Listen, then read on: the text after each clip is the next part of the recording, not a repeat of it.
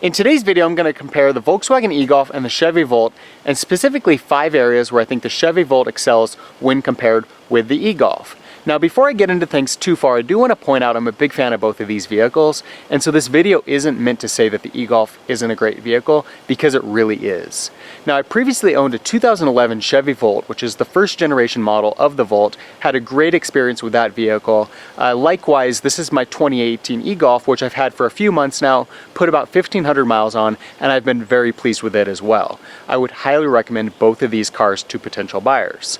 Now, like with anything, there are different pros and cons to various products, and with the Volt and the e-Golf there are different pros and cons. And so I previously posted a video in which I talked about 5 areas where I think the e-Golf excels when compared to the Volt. I'll put a link to that video in the description below, and in today's video I want to talk about 5 areas where the Volt excels when compared with the e-Golf. Now, in case you aren't familiar with these two different models, the Volkswagen e-Golf is an all-electric version of Volkswagen's popular Golf model. It has an electric range of 125 miles, and it's only sold in 10 states and the District of Columbia within the United States.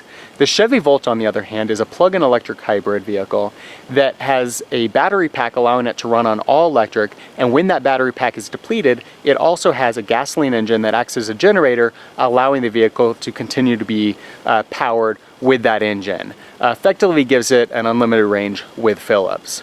The first generation of the Volt has an electric range between 35 and 38 miles depending on the year, and then the second generation model saw that bump up to 53 miles. Now, the first area where I think the e-Golf falls short to the Volt is with the plug inlet location and charge indicator light. On the e-Golf, these are placed where the fuel tank would be on other versions of the Golf. So it's at this rear passenger side. You can see the plug port here, and then the charge indicator light is over on this side. Now, the reason that I'm not a fan of this is because it's at the back passenger side of the vehicle. In comparison, on the Chevy Volt, that plug inlet location is right here on the front driver's side fender in front of the door, and then the charge status indicator light is in the center of the dashboard right here. The reason that I think that's a better setup is, first of all, it's a lot more convenient for the driver getting out of the vehicle, having that charge inlet right there at the front of the vehicle where they're getting out. So it's the closest location to where the driver's exiting the vehicle. The other reason that it's better is because typically your charge location is going to be at the front of the garage or the front of a parking space. So for example, let's say you're going to a public charging station. With the e-Golf, you need to back into that parking space. With the Volt, you're going to pull in front forward. Now, there are those that think that parking in backwards is a lot more safe and convenient. I actually used to work for an employer who required us to back into our parking spaces. They would actually score you down on an interview if you didn't back into a parking space when you showed up for the interview. So, you know, there are ideas out there where people think it's a lot safer to back into a parking space. Personally, I think that as long as you're checking behind the vehicle before you back out of a parking space, plus we have great backup cameras these days, it's actually much safer to pull out of a parking space rather than trying to back into a tight parking space where there are vehicles on either side of you. And so for that reason, I think it's a lot better having that charge point at the front so that you don't have to back into a parking space. The other reason that I think that the charge status indicator light in the middle of the dashboard is much better than at the right rear of the vehicle is, let's say you pull into your garage front forward like most people do, and then you go into your house. Well, let's say that you're going to go somewhere and you want to check and see what the status is of that charge. Open up your door, you peek out, you can see that light blinking on the dashboard or solid on the Volt, letting you know whether the vehicle's charging or whether it's fully charged. With the e-Golf, you've got to walk around to the back of the vehicle, which may not be that convenient if you have a garage like mine where it's a very tight fit to try to even get around to the vehicle. And then you've got to pop open that door to see the indicator light. And so I think it's a lot more user-friendly in the Volt, having that indicator light sitting on the dashboard so that you can see it very easily. And I think that the charge inlet location is much more convenient in the Chevy Volt. I think it's the reason why when you look at the Audi electrics that are coming out, the A3 e-tron, it's located right where the front Audi logo is, and then likewise the new e-tron Quattro is at the front of the vehicle.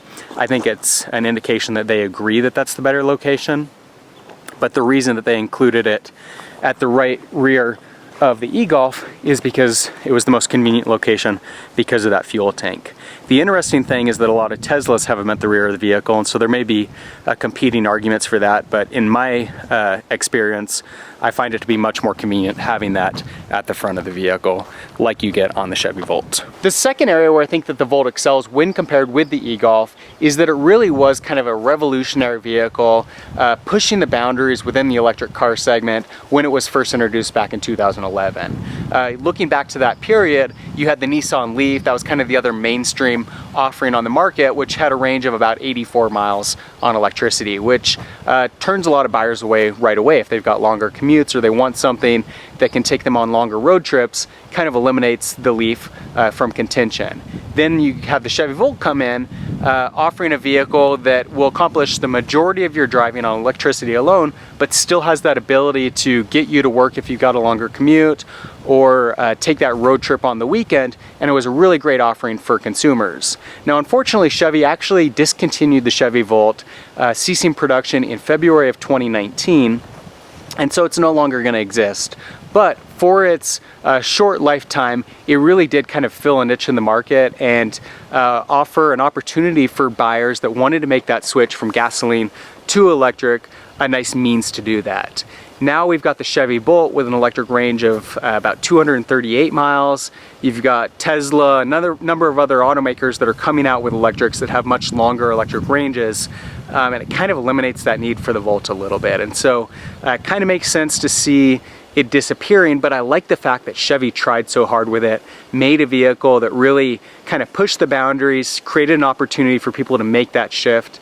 And unfortunately, I feel like with the e-Golf, you don't really get that. Now, it's not to say that it isn't a great vehicle. I own this vehicle and I love it. I think there are a lot of great things about it, but it's not really an electric vehicle that pushes the boundaries in any sense.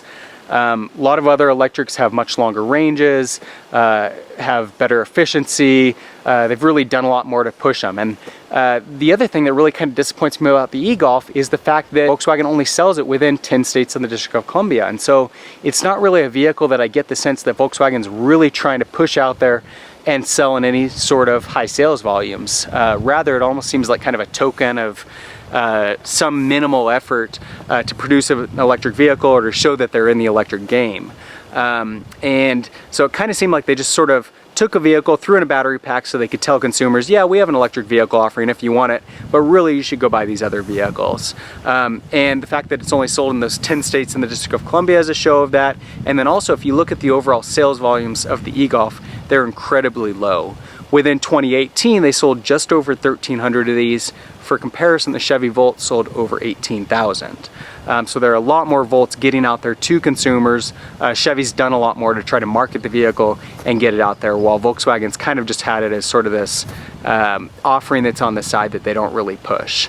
The other kind of interesting thing with that too is I started my search for my e-Golf in the summer of 2018 and was having a really hard time finding them. There were very few of them on the market. So I did a search of the entire United States to see how many there were out there or where I could buy one. And looking across the entire country, there were just over 20 of these. And so they weren't really even producing that many of them or offering that many to consumers, even within those 10 states and District of Columbia where they were for sale. And so I think that was really disappointing that Volkswagen hasn't really done more to try to push this vehicle. Interestingly enough, in the light of the whole Dieselgate scandal with their diesel vehicles, Volkswagen has invested a lot more money and put a lot more effort into future electrics, and so they're kind of getting into the game with that. But it kind of get the sense that they're being forced to do that a little bit, not only because of the Dieselgate scandal, but also the fact that they're seeing consumers shift to electric vehicles. Tesla's obviously been very popular, and most automakers are adding electric vehicles to their lineup. And so I get the sense that Volkswagen's kind of headed in that direction because they feel this need to do it, but it never really felt like it was a desire from the company, that they were doing it out of their own goodness.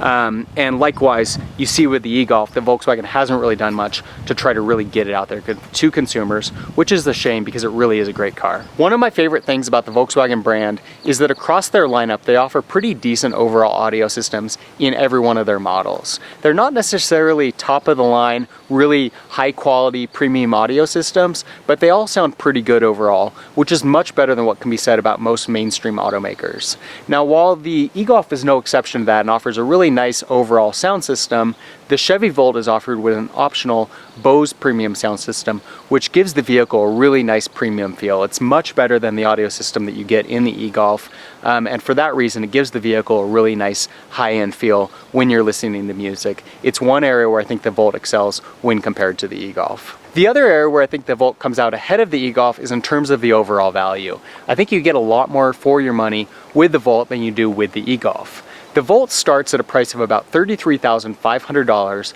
compared with the e-Golf, which starts at $32,000.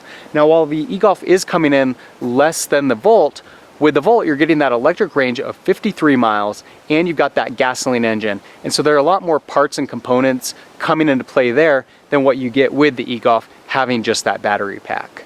Now, to do a little bit more of a fair comparison, if you look at the Nissan Leaf, which is a little bit more comparable to the e-Golf, it's electric only, there's no gasoline engine, so it's a little bit more of an apples to apples comparison.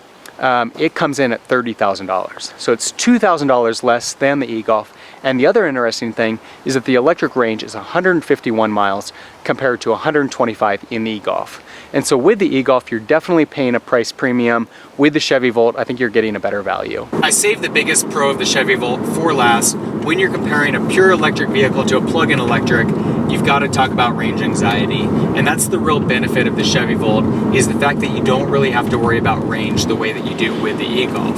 With the e-Golf, once that battery pack's depleted, you've got to stop at a charging station or you've got to be at home, plug in the vehicle, and you've got to wait for an extended period to recharge the vehicle. And that can be a real inconvenience if you've got a long commute or if you're taking the vehicle on a long road trip. It can also create a lot of concern if you're going on one of those longer trips and you get down very low on that overall range and you're worried about getting to your destination. The last thing that you want to have happen is get stranded somewhere in the middle. And that's much less of a concern with the Chevy Volt because of that gasoline engine. It gives the vehicle much more extended range, plus you can refuel the vehicle very easily and extend that range even further. I actually bought my Chevy Volt in San Francisco, drove it back to Central Oregon, and range was never an issue because I could refuel it along the way. So I used a lot of gas getting it home, but once I got home, I was running on mostly electric. With an electric vehicle, I likewise shopped a little bit in the Bay Area because there are a lot of electric cars there, but unfortunately to get the vehicle home I'd either have to ship it or I'd have to stop quite a bit along the way to recharge it. And so it's kind of cool with the Chevy Volt that that's not a concern. It definitely gives it a huge pro. Obviously the downside to that is the fact that sometimes you are using gasoline and you've got a shorter range because they don't have the space in the vehicle for additional battery capacity because you're taking up a lot of that space with all the components of a gasoline engine. Now, with that said, on my first generation Volt, we usually went about 2,000 or 3,000 miles between fill-ups, and so we were running most of the time off electricity, and so that was a pretty cool thing about it. It gets even better with the second generation with that range jumping up from ours, which was 35 miles, to the newer one sitting at 53 miles. And so you can accomplish the majority of your driving on electric only, but not have to worry about running out of power. Now, it all depends on how you use the vehicle. For us, we really found with the Volt that we primarily used it in town. We used our other vehicle for taking longer road trips, and so we didn't really have as much of a need for those longer trips. Where we found ourselves using gasoline is that we would make frequent trips up to the mountain to go skiing, and we had just enough to basically get to the mountain, and then coming back we'd have to use gasoline. And so with the e-Golf, it has that slightly longer electric range than what you get with the Volt, allowing us to accomplish those trips purely electric. And so you just kind of have to figure out how you're going to use the vehicle and determine whether you really have that need for that extended range that you get in vehicles like the Chevy Volt, or if you can accomplish the majority of your driving on electricity alone. So those are the 5 areas where I think the Chevy Volt excels when compared with the Volkswagen e-Golf. But as I mentioned before, I really do think that both of these are great vehicles, and I'd highly recommend either option to potential buyers. Depending on your personal needs and preferences, either the Volt or the e-Golf might be right for you.